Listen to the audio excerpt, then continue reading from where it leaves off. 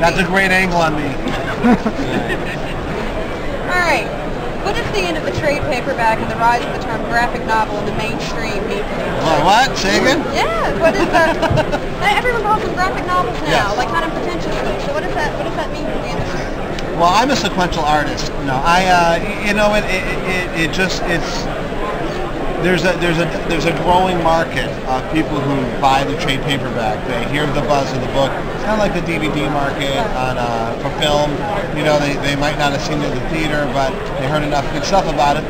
They'll definitely buy it when it comes out. So it just, there's a different audience. It's a different market. It's part of the argument we were having yesterday with Robert talking about the trade paperback sales. It's such a boom right now, and it also think people would never walk into a comic store. It's a Barnes & Noble Borders crowd. They read about it, they hear about it, they'll pick it up, no problem. So it's not so much a pretentious label as so much as that's what they know it is. So. All right. You said in recent Bendis tapes that you feel strange about people showing up to you at jobs and conventions, yet you're on the Jinx World message board every day. You do hour-long Bendis tapes. You go day after day of director's commentary for Secret Invasion and interviews like this one. So what influenced you as a fan or creator to choose such full disclosure? It's what I appreciated when I was coming up, when I would do shows as a fan, or when I was, so starving for information on anything about writing or anything about the process.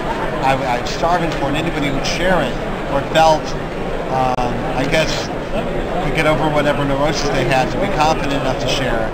I felt it meant a lot to me, and it's still like David Mamet is a writer who not only is a great writer, but there's just books, volumes of interviews and like essays that are so long they're in book form about his feelings about writing and directing, and it really meant the world to me. I needed it, and I'm a big believer in do that. You know what I mean? Pay it forward.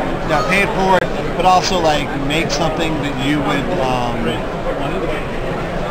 buy. And I buy script books, and I listen to podcasts, and I just leech on their brains that I need the information from. So that's what it is. So and the dichotomy between the neurosis I have actually being here and talking to you and my ability to do it is why I'm crazy. Thank God I have an outlet in which I can write and get it all done. I understand. Okay. All right. You said that you really enjoy your routine of balancing your home life and work. And how has that changed lately with the Wizard World Chicago, Comic Con, the Realtor Summit, your overseas travels, your new baby, and the increased publicity for Secret Invasion? Well, most of it I do from home. Like all this Secret Invasion publicity I did in my basement. So I didn't mean much. Most of these, like my family's here, so I will leave here and go be with my family. So, I'm actually very lucky. Most fathers, most parents are away all day. I'm home all day, so I get to spend the whole day with my kids and put them to bed, and then I go to work. So, I'm familiar with your work?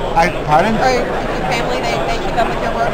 Yeah, no, I was sitting, my wife's all about, she's actually the president of my company. She's very involved in it. But my daughter, I don't think fully understands. Like, she knows even today something's going on with Daddy. Right. And she's been there when people come up to me in the supermarket to say something nice, and I see her trying to download what's happening.